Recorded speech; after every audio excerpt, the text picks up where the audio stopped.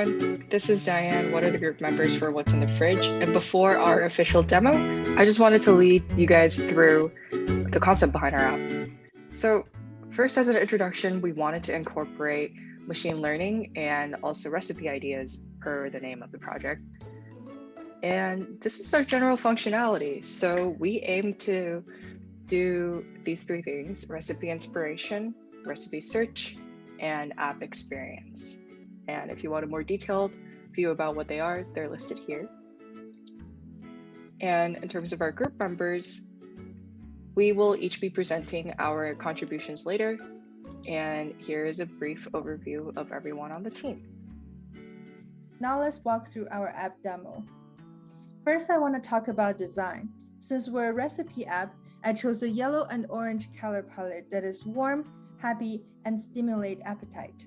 Our core concept is turning ingredients to customized recipes that is represented in our customized logo and background. Our customized background is cute, friendly, and inviting. The background showers different types of food to get our users hungry and eager to see all of our delicious recipes. Let me quickly go through some of the other design decisions that were made. For example, when you launch the app on the right, the animated splash screen is a strong focal point that immediately catches the user's eyes, followed by the simple information page. The information page utilizes the constraint principles by graying out and disabling the button until a name is provided so that it guides the user to the appropriate next action. I also implemented both the animated loading screen that is intuitive and user-friendly, and the recipe card layout that utilizes the figure ground to improve visibility for the user. There are many more design decisions that were made throughout the creation of the app, but we're more excited to show you the amazing features that we have. Hi, so I'm going to talk about the Spoonacular API that we used for our recipe calls. So the Spoonacular API allows for complex searcher recipes. So we're able to use a list of ingredients like peppers, onions, tomatoes, and get recipes. So for instance, we have tomato basil, some sausage with tomatoes, chili, some more chili, burgers. And if we add an ingredient, let's just say beef, then we should get a lot of burgers, because if we put beef, tomatoes, and onions together, you're going to get a lot of burgers. So as we can see, the recipes changed to tomato basil, patty melt, tomato bun burgers, and just more burgers.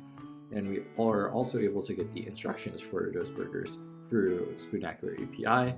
And we could easily extend this through the API to include other information such as caloric intake, fat. We could put in dietary restrictions from the survey, caloric restrictions, because these are all features of the API that we chose. Thanks. The Explore page of our app, where you can see a list of recipes in the collection view format. And our title is Recipes for You, because these recipes are pulled from a recommendation system that Zhicheng had implemented. So in this page, you can scroll down and view the detail of each recipe. For example, we can take a look at the chicken ring, and in this detail page, you can see the name, the image, and the instruction of this recipe, like preheat oven to blah blah blah. And if you do like this recipe and want to be able to see it the next time you open the app, you can just like it or click it. Okay, I'm excited to walk you through our solutions for local data storage. So in our app, we had a couple of instances where we had to store some information, including likes and collections for our recipes. And that's important because whenever a user is on the Explore or the survey results page, they would have to be able to add a like and collection. As we can see from this demo, we're here on the Explore page. Let's say I click into this recipe down here. Afterwards, I can like it. And once you go back, we see that if you go to the same recipe again, the like is still there. And if you collect it and you go to your profile page, it will show up in the collected recipe. And same goes for the like recipe. Once you exit out of the app, it persists as well. So we see that the likes and collects are persistent and it shows up correctly in the collection, and they can all be deleted. What is another important thing I like to bring your attention to is that likes from each iteration are also stored and passed back through the Lambda function. And that's important because the likes inform the backend on what the user likes and refreshes Explorers in that manner. What's unique about our app? It not only helps you keep track of the ingredients that you have, but also generates tailored recipes based on them and your preferences. Here's our ingredient tracking tab. As you can see, you can easily add, delete, reorder, and edit your ingredients. And your ingredients will be saved in your iOS local storage.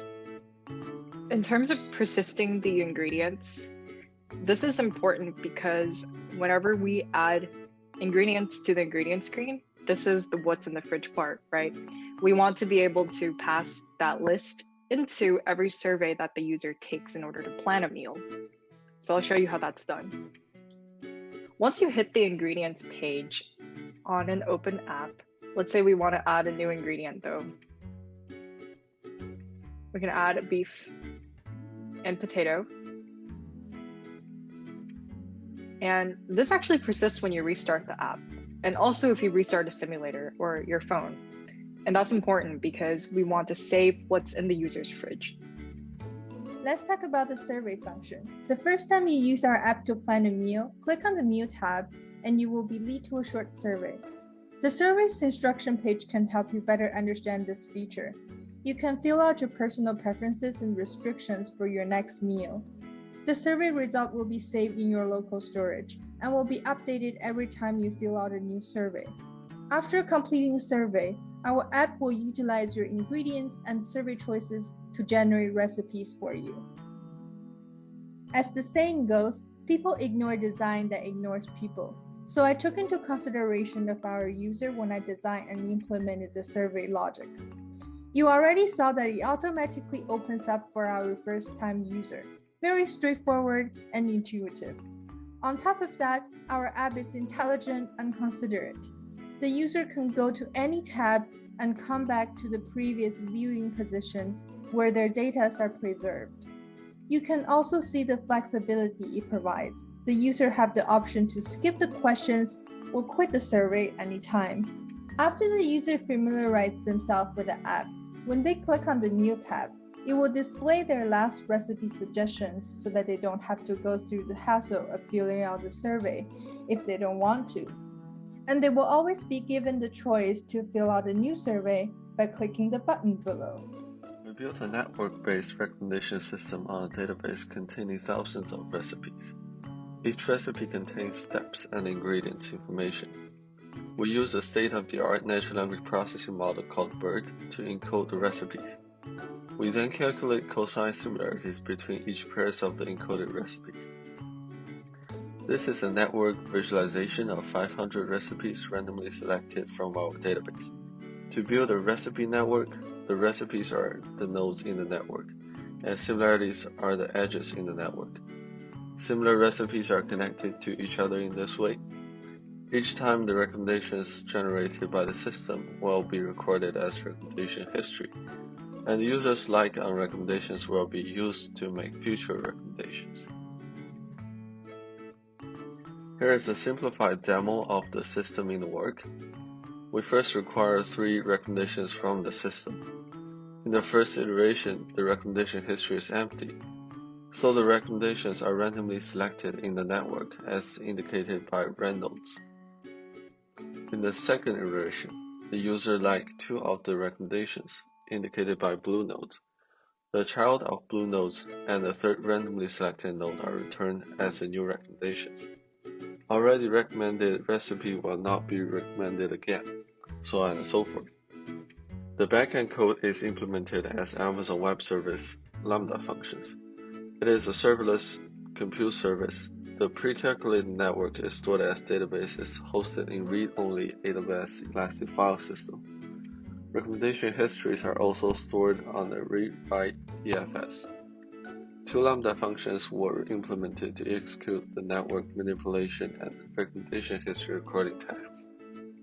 These are screenshots of the exploration page powered by our recommendation system in the app.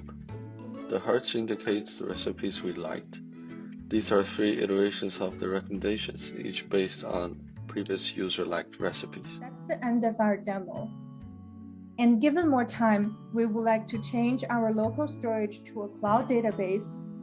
We would like to add more functionality such as social components of the app, and we would like to improve our design to consider accessibility and compatibility. Thank you for your attention, and any feedbacks will be greatly appreciated.